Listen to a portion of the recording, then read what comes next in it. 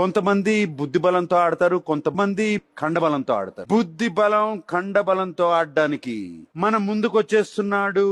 That powerful people come from powerful places.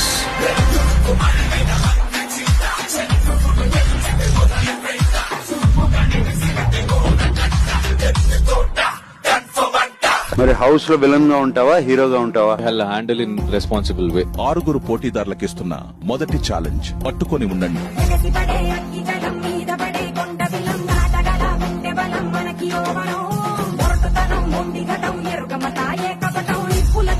మీరు ముందుగా chief అయినందుకు బిగ్ బాస్ మిమ్మల్ని అభినందిస్తున్నారు.